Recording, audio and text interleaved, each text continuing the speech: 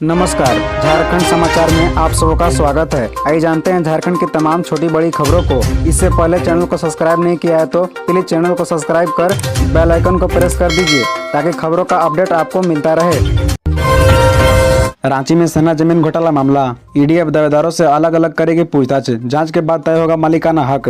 दरअसल रांची में हुए आर्मी जमीन घोटाला मामले में अब नया मोड़ आया है। ईडी अब इन सभी लोगों को नोटिस भेजकर पूछताछ करेगी जो जमीन का मालिक होने का दावा कर रहे हैं। इस पूछताछ और जांच के बाद तय किया जाएगा कि जमीन का असली मालिक कौन है। वहीं ईडी सूत्रों की ओर से मिली जानकारी के मुताबिक प्रवर्तन निदेशालय सेना के कब्जे वाली 4.55 एकड़ जमीन को जब्त करेगी। वहीं सदर थाना क्षेत्र के चसायर होम रोड में स्थित 1 एकड़ की विवादित जमीन को भी ईडी जब्त करेगी। ईडी इसकी तैयारी कर रही है। बता दें कि अवैध तरीके से कागज बनाकर जमीन घोटाला किए जाने के मामले में ईडी काफी सख्ती अपना रहा है। बताया जा रहा है कि इस मामले में केवल आरोपियों से ही नहीं बल्कि सेना के प्रतिनिधि से भी प्रवर्तन निदेशालय पूछताछ करेगी। सेना को भी मई के दूसरे हफ्ते में पूछताछ के लिए नोटिस भेजा जाएगा। इसके अतिरिक्त जमीन के खरीदार जगत बंधु टी एस्टेट कंपनी को दोबारा नोटिस भेजकर जानकारी लेगी कि किन परिस्थितियों में जमीन की खरीदारी की गई।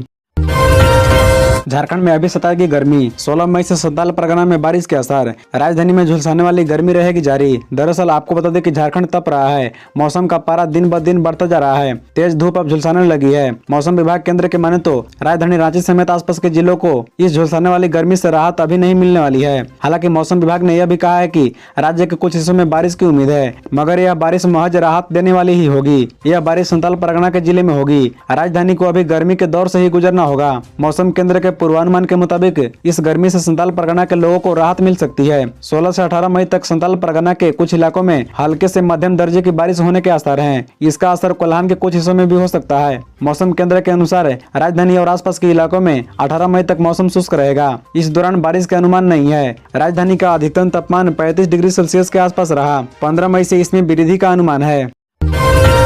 जमीन घोटाला, निलंबित आईएएस छवि रंजन ने मान ली व्यवसायी विष्णु अग्रवाल के खर्च पर गोवा घूमने की बात। दरअसल आपको बता दें कि दस्तावेज में जालसाजी कर जमीन की खरीद बिक्री करने के मामले में गिरफ्तारी के बाद रिमांड पर लिए गए रांची के पूर्व उपायुक्त छवि रंजन ने ईडी की पूछताछ में विष्णु अग्रवाल के खर्च पर गोवा घूमने की बात मानी। हालांकि वह इसकी सही जानकारी नहीं दे रहे हैं कि व्यवसायी ने उन पर इतनी मेहरबानी क्यों दिखाई। बता दें कि ईडी के जांच के दौरान विष्णु अग्रवाल के मोबाइल फोन से मिले आंकड़ों के विश्लेषण से जानकारी मिली थी कि उन्होंने तत्कालीन उपायुक्त के गोवा घूमने का खर्च उठाया था। इस मद में हुए खर्च का भुगतान उसने दिल्ली के ट्रेवल एजेंट को नकद के रूप में किया था। पूछताछ के दौरान छवि रंजन ने सेना की कब्जे वाली जमीन और हेहल अंचल के बजरा मौजा की जमीन के सिलसिले में फर्जी मालिकों के पक्ष में फैसला देने की बात भी मान ली। हालांकि इसके लिए जमीन के असली मालिक को ही दोषी बता रहे हैं। उनका कहना है कि मामले की सुनवाई के दौरान सेना की ओर से और बाजरा में जमीन के असली मालिकों की ओर से जमीन के दस्तावेज ही नहीं पेश किए गए, इसलिए उन्हें दूसरे पक्ष के हक में फैसला देना पड़ा।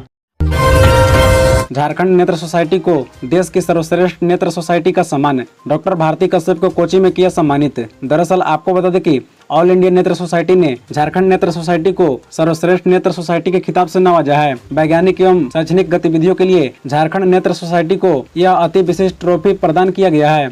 झारखंड नेत्र सोसाइटी की साइंटिफिक कमेटी के मैनेजिंग कमेटी मेंबर सह चेयरपर्सनल डॉक्टर भारती कश्यप ने केरल के कोची शहर में स्थित लुलु बोल्डगी इंटरनेशनल कन्वेंशन सेंटर में यह पुरस्कार ग्रहण किया। कोची में आयोजित 80वें वार्षिक सम्मेलन के उद्घाटन समारोह में झारखंड नेत्र सोसाइटी को बेस्ट स्टेट सोसाइटी के राष्ट्रीय अवार्ड से नवाजा गया। मेट्रो मैन ई श्रीधरन और ऑल इंडिया नेत्र सोसाइटी के अध्यक्ष डॉक्टर हरवंश लाल एवं पूर्व अध्यक्ष डॉक्टर ललिता वर्मा के हाथों से डॉक्टर भारती कश्यप ने ट्रॉफी ग्रहण किया। डॉक्टर कश्यप ने बताया कि इसके लिए झारखंड से मैनेजमेंट कमेटी सदस्यों को राष्ट्रीय अध्यक्ष ने नेत्र चिकित्सा के पोस्ट ग्रेजुएट छात्रों को प्रशिक्षण, ग्लूकोमा, नेत्रदान, मोतियाबिंद, डायबिटिक रेटिनोपैथी आदि के लिए जागरूकता अभियान चलाने का निर्देश दिया।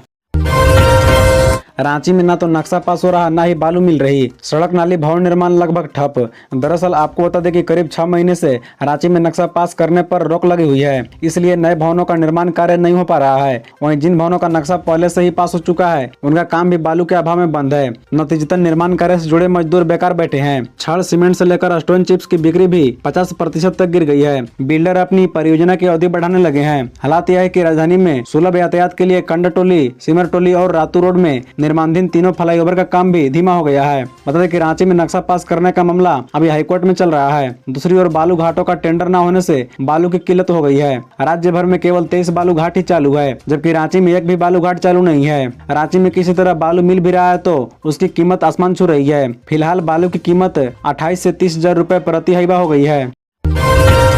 बढ़ गई डेट, उत्कृष्ट विद्यालय में अब 20 दिन तक कर सकेंगे फॉर्म जमा, जाने कारण। दरअसल आपको बता दें कि शैक्षणिक सत्र 2023-24 के लिए जिले के तीनों उत्कृष्ट विद्यालयों में नामांकन की प्रक्रिया प्रारंभ है। उक्त स्कूलों में नामांकन के लिए निःशुल्क आवेदन फॉर्म विद्यालय से प्राप्त करने की अंतिम तिथि 15 मई तक तय की गई थी, लेकिन शनिवार को राज्य परियोजना निदेशक ने एक वीडियो कॉन्फ्रेंसिंग की, जिसके माध्यम से जानकारी दी गई कि स्कूल ऑफ एक्सीलेंस में नामांकन के लिए फॉर्म जमा करने की तिथि 15 मई से बढ़ाकर 19 मई 2023 की गई है। वहीं प्रवेश परीक्षा तिथि अभी निर्धारित नहीं की गई, जिसकी सूचना बाद में दी जाएगी। इधर उपायुक्त विजय जाधव ने सभी अभिभावकों से अपील की है कि ज्यादा से ज्यादा संख्या में आवेदन जमा करें। सीबीएसई बोर्ड से संबद्धता प्राप्त 3 स्कूलों में निःशुल्क पढ़ाई होगी। अभिभावकों को फीस का भुगतान नहीं करना होगा। अभिभावक संबंधित विद्यालय में संपर्क कर आवेदन प्राप्त कर सकेंगे। जिला स्तर पर परीक्षा के मेगा सूची के आधार पर नामांकन लिया जाएगा। विस्तृत जानकारी एवं आवेदन प्रपत्र का प्रारूप जिले की वेबसाइट www.jamshedpur.nic. पर उपलब्ध है। जन सुनवाई में ऑन द स्पॉट समाधान के लिए लोहरदगा पहुंचे मंत्री रामेश्वर उरांव, ऐसे मामलों का हुआ निपटारा। दरअसल आपको बता दें कि लोहरदगा जिले के कुंडू प्रखंड परिसर के सभागार में शनिवार को स्थानीय विधायक सह मंत्री डॉक्टर रामेश्वर उरांव की अध्यक्षता में जन सुनवाई कार्यक्रम का आयोजन किया गया। जन सुनवाई में पहुंचे ग्रामीणों ने लिखित रूप से अपनी समस्याओं को मंत्री के समक्ष रखा तथा समाधान की मांग की। मुख्य अतिथि मंत्री डॉक्टर रामेश्वर उरांव ने कहा कि जन सुनवाई का उद्देश्य आम जनों है, सीधा संवाद तथा जनता की समस्याओं का ऑन द स्पॉट समाधान करना। कांग्रेस पार्टी ने तय किया है कि कांग्रेस के मंत्री तथा विधायक अपने अपने क्षेत्र में प्रखंड से लेकर पंचायत स्तर तक जन सुनवाई कार्यक्रम का आयोजन करते हुए आम जनों की समस्याओं से अवगत होंगे तथा उसका समाधान करेंगे। राज्य सरकार बेहतर कार्य कर रही है। गरीबों की सरकार में गरीब तथा समाज के अंतिम पायदान पर बैठे आम जनों तक सरकार की कल्याणकारी योजनाओं को पहुंचाने के लिए सरकार प्रतिबद्ध है। कार्यक्रम में विशिष्ट अतिथि राज्यसभा सांसद धीरज प्रसाद साहू ने कहा कि राज्य की हेमंत सोरेन सरकार गरीबों, दलितों, पिछड़ों तथा अल्पसंख्यकों की सरकार है। कर्नाटक में कांग्रेस की जीत से झारखंड के सत्ताधारी दल गदगद, क्या बोले सीएम हेमंत, सीपीआई और राजद के नेता।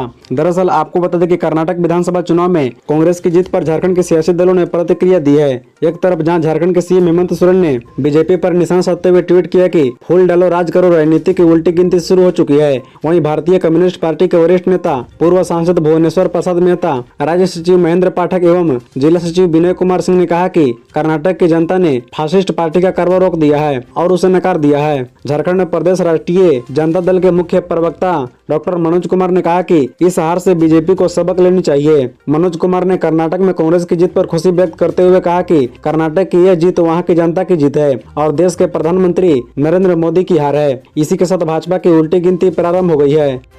खबरों से जुड़े रहने के लिए चैनल को सब्सक्राइब, वीडियो को लाइक एवं एक दूसरे से शेयर जरूर करें। धन्यवाद।